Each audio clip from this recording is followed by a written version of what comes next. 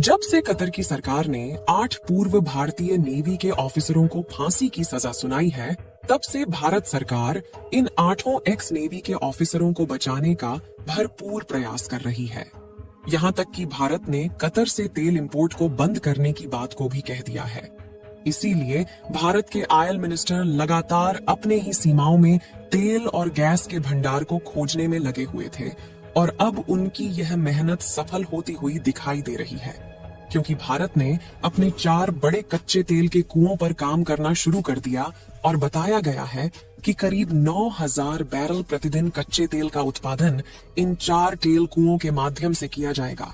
साल 2021 से रुकी हुई इस परियोजना को फिर से भारत रिस्टार्ट करेगा, और ऐसा इसलिए क्योंकि लगातार ओपेक और ओपेक प्लस कंट्रीज मीटिंग्स कर रहे हैं और कुछ बड़े फैसले आने बाकी हैं, जिसमें यह डिसाइड किया जाएगा कि कई देश जो दुनिया के सबसे बड़े तेल उत्पादक हैं, इसके अलावा बड़े निर्यातक भी हैं, वह अपने ऑयल प्रोडक्शन कट और बंद करने वाले हैं।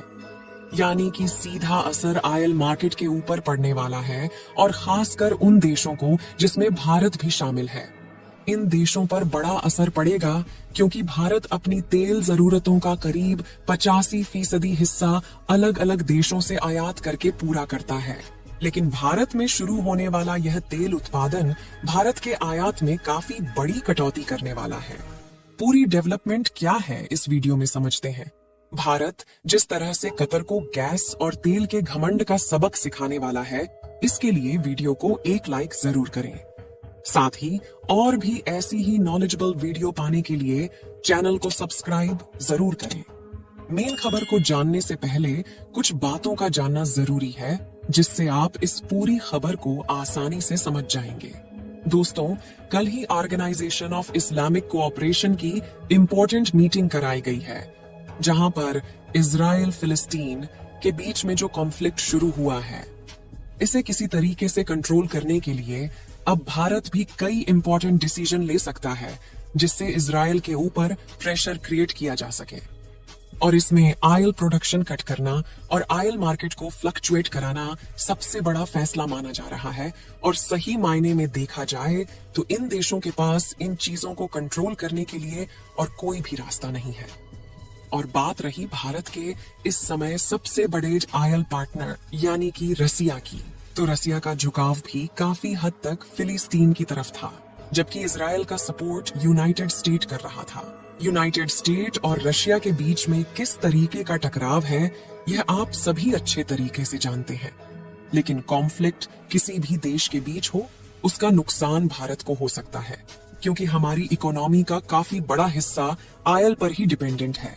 दोस्तों, जहां इसकी मेन खबर ये है कि भारत की दिग्गज कंपनी ONGC अपने प्रोजेक्ट को रीस्टार्ट कर रही है, जो कि करीब $5 बिलियन का है, और ये एक डीप वाटर प्रोजेक्ट है, जहां पर ONGC कृष्णा गोदावरी बेसिन यानी कि बे ऑफ बंगाल के अंदर अपने इस ऑयल प्रोजेक्ट शुरू करने जा रही है, जहां पर ONGC की रिपोर्ट के मुताबिक इस एरिया के अंदर 3 से 4 तेल कुएं हैं, और यहीं पर ONGC अपने इस प्रोजेक्ट को रीस्टार्ट कर रही है।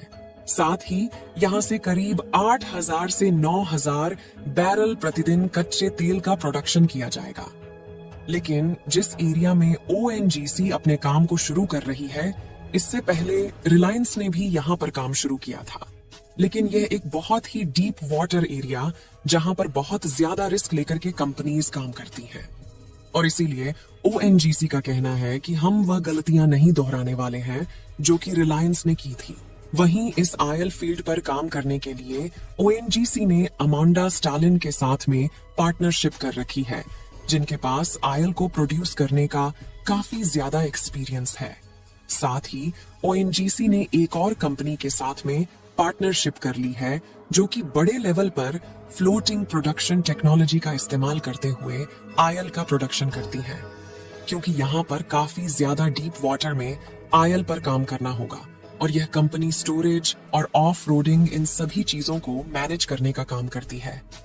इंपॉर्टेंट चीज ये है कि जो भी निकलने वाला कच्चा तेल होगा, उसे सबसे पहले Mangalore refinery and petrochemicals limited को भेजा जाएगा।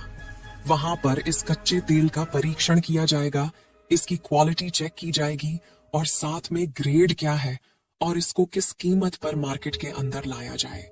ये सारी चीजें वहीं से डिसाइड की जाएगी। और ये भी बताया जा रहा है कि इस प्रोजेक्ट के ऊपर साल 2021 में ही काम शुरू होना था, लेकिन कुछ रीजन की वजह से काम शुरू नहीं हो पाया है। और फाइनली जिस तरीके से मार्केट फ्लक्चुएट कर रहा है, जल्द से जल्द भारत को अपने सभी काम रीस्टार्ट करने पड़ रहे हैं, क्योंकि अभी भारत और कतर के बीच तनाव बढ़ता ही जा रहा है। और जिस तरीके से कतर सरकार ने भारत के 8 एक्स इंडियन नेवी ऑफिसर को पेनल्टी की सजा सुनाई है, इसके लिए कतर को एक भारी कीमत चुकानी पड़ सकती है। साथ ही कतर को भी इस बात का अंदाजा नहीं है कि भारत किस तरीके से कतर पर भारी पड़ सकता है। और हम आपको यकीन दिलाते हैं कि भारत के पास कुछ ऐसे मल्टीपल तकनीक है जिससे भारत कनाडा से भी बुरा हाल कतर का कर सकता है, क्योंकि ऑलरेडी कई बड़े मुस्लिम देशों ने कई साल पहले ही कतर का साथ देना छोड़ दिया है और अब इस लिस्ट में भारत भी शामिल होने जा रहा है। कतर की तरफ से जो किया गया है वह काफी दुखदाई है, जिसमें भारत के 8 एक्स इंडियन नेवी ऑफिसर को सजा-ए-मौत सुनाई गई है। और जुर्म सिर्फ इतना है कि भारत के यह ऑफिसर कुछ डेटा लीक कर रहे थे, लेकिन ये ऑफिसर जिस कंपनी के अंदर काम कर रहे थे वहां के सीईओ को एक बार जेल जाना पड़ा है, लेकिन वे अब बाहर आ चुके हैं और यहाँ पर शिकार हुए हैं भारतीय ऑफिसर।